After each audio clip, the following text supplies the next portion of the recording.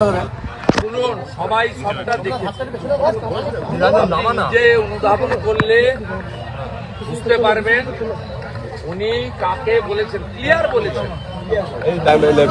কোর্টে গেছিলেন না, কোর্টে তো রেখাপাত্র গেছে, জিতবে কোর্টে রেখাপাত্র, এবং রেখাপাত্র জিতবে কোর্টে। তার কারণ, যে কারণে আপনারা দেবাশিস ধরের নমিনেশন বাতিল করেছেন, সেই একই গ্রাউন্ডে হাজী নুরুলেরও নমিনেশন বাতিল হবে এবং উপনির্বাচন হবে না, রেখাপাত্র কোর্টে জিতবে। এবং উনি কি বলেছেন এটা নতুন নয়, উনি গত বেশ কয়েক বছরে যে ধরনের কথাবার্তা বলেছে সেটা ভারতীয়ত্ব, সনাতন সংস্কৃতি, বাংলার সংস্কৃতিতে আঘাত লেগেছে। তিনি একবার পাকিস্তানের রিপোর্টারদের নিয়ে এসে মেটিয়া বুরুজ, ইকবালপুর এলাকায় বললেন ইহা ভি এক মিনি পাকিস্তান হ্যায়, বলেননি? হ্যাঁ কি না বলুন, না আপনারা বলুন। আমি দ্বিতীয় উদাহরণ দিচ্ছি, উনি উর্দুর ভাষীদের প্রোগ্রামে গিয়ে বললে আমি চাই পশ্চিমবাংলার 50% বেশি লোক উর্দুতে কথা বলুক। What is this? আমরা বাংলা ছেড়ে উর্দুতে কথা বলবো? উনি বলেননি।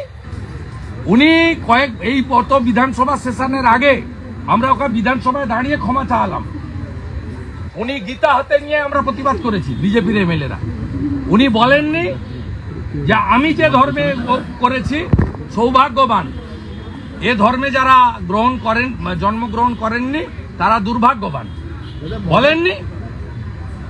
তার মানে উনার ধর্মের বাইরে আমরা যারা সনাতন বা অন্য ধর্ম, শিখ বলুন, খ্রিস্টান বলুন, জৈন বলুন, বুদ্ধিস্ট বলুন, বা অন্য যে আরো যে ধর্ম রয়েছে পৃথিবীতে, তারা সব দুর্ভাগ্যশালী, আর উনি সৌভাগ্যবান। ওনার যে জন্ম, উনিই বলেছেন, আমি বলছি না।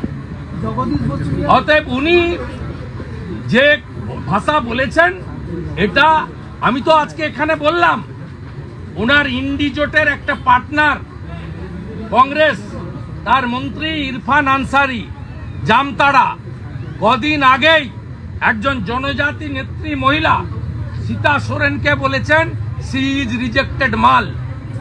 আর এপারে ইন্ডি জোটের আরেক সঠিক তৃণমূল, তার মন্ত্রী, তিনি এখানে বলছেন রেখাপাত্র মহোদয়কে তফসিলি জাতির নেত্রী, তাকে বলছেন হেরো মাল। এদের কালচার, এদের মুখের ভাষা দেখলেই বোঝা যায় এদের আসল পরিচয় কি। এরা মহিলাদের গনিবতের মাল বলে মনে করে। সেই কালচার, সেই সংস্কৃতির বহিঃপ্রকাশ এদের মুখ থেকে বেরিয়েছে। ভারতের জাতীয় মহিলা কমিশন কগনিজেন্স নিয়েছে, ভারতবর্ষের শিডিউল কাস্ট কমিশন কগনিজেন্স নিতে চলেছে। রেখাপাত্র সহ একাধিক শতাধিক তফসিলি মহিলা, 15 ক্ষত্রিয় ফিশারম্যান কমিউনিটির, নমশূদ্র কমিউনিটির, তারা বিভিন্ন থানাতে এফআইআর করেছেন। আমরা যা করার আইনি ব্যবস্থা করব। ফিরহাদ হাকিমকে এই ইস্যুতে ছাড়া হবে না, কান খুলে পরিষ্কার ভাবে শুনে রাখুন। মদন মিত্র বলছে বিজেপি একটা মাল দল, মাল খেয়ে বলেছে, সারাদিন মদ খায়, মালখোর, সারাদিন মদ খায়। ওর কথা কেউ ধরে নাকি? ও 21-এর আগে নন্দীগ্রামে বলেছিল মমতা হেরে গেলে এখান থেকে নাকি কেটে বাদ দিবে, বাদ দিয়েছেন, আছে, ও বলেছিল। সার্জারি দাওয়াই দিতে বলেছে জগদীশ বসুনিয়া, সঙ্গীতালয়ের হয়ে প্রচারে সীতায় জগদীশ বসুনিয়া বলেছে সার্জারি দাওয়াই, হোমিওপ্যাথি অ্যালোপ্যাথি আর চলবে না। দিয়ে দেখতে বলুন না, দিয়ে দেখতে বলুন না। 21 সালে খুন করেছিল 57 জন বিজেপি কর্মীকে, 400 জন জেলে আছে, আরো 400 জেলে যাবে। এখনো ওই বাসুনিয়ার বন্ধু শাহজাহান জেলে আছে। কেসটা 2 বছর খেটে বেরিয়েছে, আবার ঢুকলে 4 বছর পরে বেরোবে। দাদা 11 তারিখ অমিত শাহ যে মন্ত্রক, তার যে সংসদীয় কমিটি একটা বৈঠক আছে, নির্বাচন পরবর্তী হিংসা আপনারা বারবার দাবি করেন। স্বরাষ্ট্র দপ্তরে আমাদের ভারতীয় জনতা পার্টির প্রতিনিধিরা আছে, তারা সেখানে যথাযথ তুলবে, তা আমরাও দাবি করি না। জাতীয় মানবাধিকার কমিশনের নেতৃত্বে 5 মেন কমিটি করে দিয়েছিলেন কলকাতা হাইকোর্টের 5 মেন জাজের বেঞ্চ। তারা যে ফ্যাক্ট ফাইন্ডিং রিপোর্টিং দিয়েছে তাতে পরিষ্কার প্রথম লাইনে ছিল পশ্চিমবঙ্গে আইনের শাসন নেই, শাসকের আইন চলে। প্রধানমন্ত্রী আবাস যোজনায় দেখা যাচ্ছে গরিব সাঁওতাল আদিবাসীরা সেখানে রেশন ডিলারের নাম পাওয়া যাচ্ছে। ফাইনাল লিস্ট বেরোতে দিন, ফাইনাল লিস্ট বেরোতে দিন। বিডিও অফিসে এত বড় বড় তালা ঝুলবে, 40 লক্ষ নামকে ইনক্লুড করতে হবে, 40 লক্ষ। একই কথা পঞ্চায়েত মন্ত্রী বলছে ফাইনাল লিস্টে সব ঠিক দেখা যায়। ঠিক আছে, ঠিক হলে ভালো। সরকারের টাকা তো দলের টাকা নয়, রাজ্য দিক আর কেন্দ্র দিক। কখনো আমরা বলি না সরকারের টাকা দলের টাকা, আমরা চাই প্রকৃত লোকরা পাক। এবং অনেকেই মুখ খুলেছে, বিরোধী দলনেতা মুখ খুলেনি। আমি দেখতে চাইছি ফাইনাল লিস্টটা পর্যন্ত। ফাইনাল লিস্টটা বেরোনোর পরে 40 লক্ষ লোক রেডি আছে, যাদের ঘর পাওয়ার যোগ্য, ঘর পায়নি। তাদের নিয়ে বাংলাতে গণপ্রতিরোধ হবে, জনজাগরণ হবে, বিডিওরা বিডিও অফিস ছেড়ে পালাতে বাধ্য হবে। বর্ধমান বিশ্ববিদ্যালয়ে এক ছাত্রী থ্রেড কালচারের শিকার, তাকে ঢুকতে দেওয়া হচ্ছে না হোস্টেলে। থ্রেড কালচারের জনক হচ্ছে মমতা ব্যানার্জি।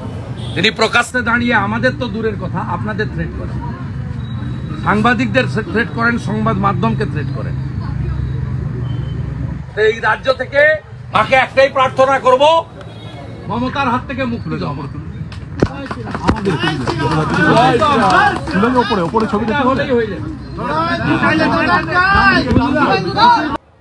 আমি আপনাদের কাছে বলবো, কেউ বা কারা আমাদের এই পুজোগুলোকে কালচারাল প্রোগ্রাম বলে মনে করেন, সাংস্কৃতিক অনুষ্ঠান, তথাকথিত সেকু এবং মাকু কিছু আছেন যারা ধর্মনিরপেক্ষতার নামে হিন্দু ধর্ম, হিন্দু নম্বর রীতি নীতি প্রথা সেগুলোকে বাদ দিয়ে বলেন যে ওটা কালচারাল প্রোগ্রাম। কিন্তু না, আমাদের যে হাজার হাজার বছরের সনাতনী রীতিনীতি প্রথা, পঞ্জিকা শাস্ত্র যা বলে গেছে, বেদ উপনিষদ গীতাতে যা লেখা আছে, তার থেকে কেউ সরে যাবেন না। একে অক্ষয় অমর করে রাখার দায়িত্ব আমাদের প্রত্যেকটি হিন্দুর। আমাদের হিন্দুদেরকে বিভাজন করতে চায় কেউ কেউ, কখনো বলে হিন্দি ভাষী, বাংলা ভাষী, এর মধ্যে ঢুকবেন না। নানা ভাষা, নানা মত, নানা পরিধান, বিবিধের মাঝে দেখো মিলনপহান। এর মধ্যেও এটাই চিরন্তন সত্যি যে আমাদের ভাষা আলাদা হতে পারে, আমরা সবাই ভারতীয় এবং হিন্দুত্বে বিশ্বাস করি। হিন্দু ভাগ হবে না, হিন্দু এক থাকবে, এটাই আমাদের সকলের শপথ হওয়া উচিত। কেউ বা কারা হিন্দুদের ধর্মাচরণে আঘাত করা, হিন্দুদের দেবদেবীর পূজা অনুষ্ঠানে বাধাপ্রাপ্ত করা এবং তথাকথিত ধর্মনিরপেক্ষতার নামে তোষণের মাধ্যমে তুষ্টিকরণের রাজনীতি করতে চান, তাই তারা হিন্দি ভাষী, বাংলা ভাষীতে আমাদেরকে ভাগ করতে চান। অন্যদিকে উর্দু ভাষী আর বাংলা ভাষী অন্য সম্প্রদায়েরাও বলে, সেখানে কিন্তু তাদের মুখ থেকে কখনো শুনবেন না যে আপনি উর্দুতে কথা বলেন, আপনি বাংলাতে কথা বলেন। ঠিক একইভাবে জাত, আপনার কাস্ট সেন্সাসের আওয়াজ কেউ বা কারা তুলেছিলেন, কাস্ট সেন্সাস, সেটাও আপনি দেখবেন কেবলমাত্র হিন্দুদের বাঁটার জন্য, ভাগ করার জন্য কাস্ট সেন্সাসের প্রথা চেষ্টা করেছিলেন। হিন্দুরা ঐক্যবদ্ধ হয়ে জবাব ঠিক সময় দিয়ে দিয়েছে। কারণ আমাদের নিশ্চিতভাবে কাস্ট জাত আছে, ব্রাহ্মণ, ক্ষত্র, বৈশ্য, শূদ্র, নানা জাত আছে। কিন্তু আমরা যদি এই জাতে বিভক্ত হয়ে যাই, তাহলে কিন্তু ভারতীয়ত্ব এবং সনাতনের উপর আক্রমণটা আরো জোরদার ওরা করতে পারবে। অন্য সম্প্রদায়ের মধ্যেও জাত রয়েছে, আমি পরে একদিন বলবো অন্য সম্প্রদায়ের কতগুলো জাত আছে, কিন্তু সে কথা কেউ বলবে না। আমাদের মধ্যে ভাগ করার জন্য এই জাতপাত, কেউ ওবিসি, কেউ আপনার তফসিলি, কেউ ব্রাহ্মণ, কেউ ভূমিয়ার, কেউ রাজপুত, কেউ লালা, কেউ ক্ষত্রিয়, কেউ নাপিত, কেউ তিলি, তেলি, কুম্ভকার, স্বর্ণকার, মালাকার, মাইস্য, এইভাবে আমাদেরকে ভাগ করার যে ষড়যন্ত্র, এই ষড়যন্ত্র রুখে দিতে হবে। হরিয়ানাতে রুখে দিয়েছে, আগামী দিনে ঝাড়খণ্ড এবং মহারাষ্ট্র রুখবে, আমাদেরকেও বাংলাতে এটা রুখতে হবে। সাথে সাথে আপনারা জানেন যে কিভাবে ওপারে বাংলাদেশ 2 কোটি হিন্দু আছেন, তাদের উপরে কিভাবে অত্যাচার হচ্ছে। 5ই আগস্টের পরে 596টা মন্দির ভেঙেছে, হিন্দু মহিলাদেরকে তুলে নিয়ে যাওয়া হয়েছে। আজকেও আপনি দেখবেন যে আজকেও শ্রীলা প্রভুপদর প্রতিষ্ঠিত ইস্কন, তাকে আক্রমণ করা হচ্ছে, বলে জবাই করো ইস্কনের লোকেদের। কি সাহস যে ইস্কন হরে কৃষ্ণ মন্ত্র গোটা পৃথিবীতে ছড়িয়ে দিয়েছেন শ্রী চৈতন্য দেবের, যে ইস্কন প্রভু শ্রী জগন্নাথ দেব তার রথযাত্রা 100-র বেশি দেশে আয়োজন করে থাকে রথযাত্রা, সেই ইস্কনের উপরে আক্রমণ এবং তাকে দাগা দেওয়ার কাজ করছেন কেউ বা কারা। আপনি কি ভাবছেন আমি শুধু ওপারের কথা বলছি, এপারে আনন্দে আছি? না, ফালাকাটাতে দুর্গা মণ্ডপে এই 24 সালের ষষ্ঠীর দিন ঢুকে বলছে শাঁখ বাজাবেন না, উলুধ্বনি দেবেন না, কাঁসর বাজাবেন না, ঘন্টা বাজাবেন না, ঢাক বাজাবেন না। মায়েরা প্রতিরোধ করেছে, বলছে ছাড়ো তোমার লক্ষ্মীর ভান্ডার, আগে মায়ের পুজো হবে, ঘন্টা বাজবে। একইভাবে গার্ডেন রিচে ঢুকে বলছে মাইক বন্ধ করো, আমাদের অসুবিধা হচ্ছে, চণ্ডীপাঠ গায়ত্রী শুনবো না, বন্ধ করো। আপনাদের এই বিরোধী দলনেতা একজন সনাতন হিসেবে আমি গিয়ে ওই মণ্ডপে ঢুকে আরতি করে দিয়েছি। জসমিন দেশে যদাচার, ওরা যে ভাষায় উত্তর দিলে সন্তুষ্ট হয় সেই ভাষায় আমাদের উত্তর দিতে হবে, এবং সময় এসেছে তাকত দেখানোর, হিন্দুদের তাকত দেখানোর সময় এসেছে। আর অপেক্ষা করে থাকলে হবে না।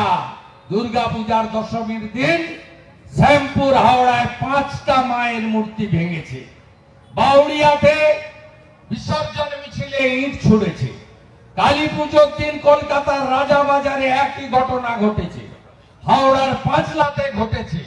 আপনারা যদি এখনো জেগে ঘুমান, আগামী দিনে ব্যাগ গুছিয়ে রাখুন। একবার বাংলাদেশ থেকে উদ্বাস্তু হয়ে 3 কোটি বাঙালি হিন্দু এসেছেন, আবার একবার উদ্বাস্তু হতে হবে। যাবেন কোথায়? যাওয়ার কোনো জায়গা নেই, কারণ হিন্দুদের একমাত্র দেশ হচ্ছে ভারতবর্ষ, যার নাম হলো হিন্দুস্তান। তাই बांटेगा तो काटेगा, एक रहेगा तो सेफ रहेगा, नेक रहेगा। এই আওয়াজ সর্বত্র তুলতে হবে, ঐক্যবদ্ধ থাকতে হবে। আর আমরা কেউ ভারত পিতা বলি না, মাতা বলি, মাদের পূজা করি। স্বামী বিবেকানন্দ বেলুর মঠে কুমারী পূজা শুরু করেছিলেন। এই যে ছট পূজা গেল, ওখানেও আমরা ছোটি মাইয়া কি জয় বলেছি। এই যে মাতা জগদ্ধাত্রী পুজো শুরু হয়েছে, এও মাতা পুজো করব। আর আপনি কেমন মিল দেখছেন তো? এই যে পাশেই জামতারা, একটু খানিকটা গেলে 100-150 কিলোমিটার, ওখানে একজন মন্ত্রী আছেন ঝাড়খণ্ডে, তার নাম হলো ইরফান আনসারি। তিনি কয়েকদিন আগে বললেন জনজাতি একজন মাকে, সীতা সোরেনকে, বলে সি ইজ রিজেক্টেড মাল। ইরফান আনসারি।